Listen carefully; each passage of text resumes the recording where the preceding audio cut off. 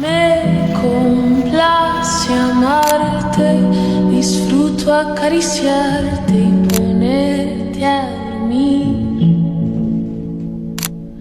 Es escalofriante tenerte de frente, hacerte sonreír. Guys, malas natin. Mabasagan tayo ng LCD. Kanina pagka-setup natin ng camera, grabe yung damage niya sa ano.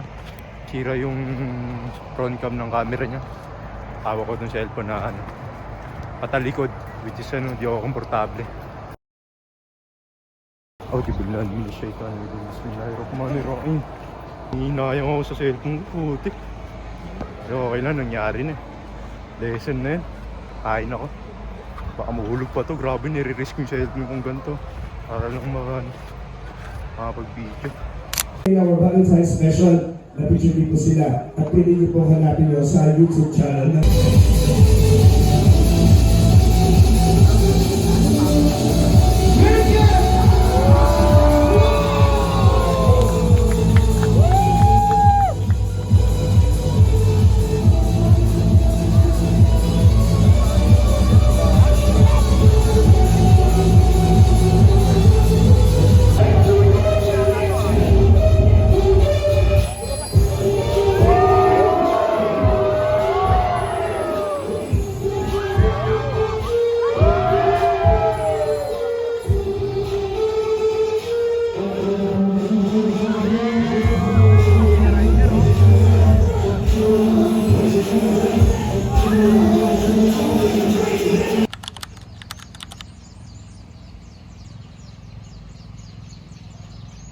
What's up?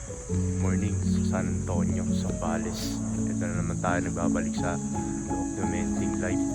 Mga pala kagabi dito, party sila dito, mga bonfire. Grabe yung party nila rito. First time ko lang naman dumating sa mga ganito, so alam ko na kung paano nila na-enjoy yung mga moment. Paano nga ba hindi mainggit sa buhay ng isang tao? Para namatay yung cellphone natin, nag-switch tayo kagad sa isang cellphone natin. Saan na ba tayo? Yung mga ganun kasing tao, mga tol. Mag-aaya nila makita na nag-enjoy ka sa buhay, pumupunta sa lugar na hindi pa nila napupuntahan. Kaya ganun ka pinahinggitan. Kaya may mga ganun tao. So, mahihil mo yung sarili mo na kapag pag nakita mo yung journey niya na inilaan siyang ensayo or kahit anong trabaho na ginawa niya from the past. Hindi mo pwedeng pagkaingitan yung tao na gano'n talaga naghirap para ma-achieve niya kung ano man yung na-achieve niya na yun. At ang pinakamagandang gawin nung parang masolusyonan yung mga ganong sakit, sabi natin sakit yan, focus ka sa sarili mo, mag-focus ka sa ginagawa mo, mag-focus ka sa purpose mo kung ba't ka nabubuhay, mag-focus ka sa mga pag-build mo, kung paano mo ma-achieve yung mga ganon. Tapos dapat meron kang mga long-term thinking, mga long-term goals. Kasi kapag wala kang mga long-term goals or long-term thinking, lagi kang mahulog sa mga patipong sa buhay. Bakit nga ba ako nag-quit ng basketball? Sa long story pero sasagutin natin siya ng maikli. Nakikita ko kasi yung pattern ng buhay. Pag sinabi kong pattern ng buhay, nakikita ko kung saan direksyon sila pupunta.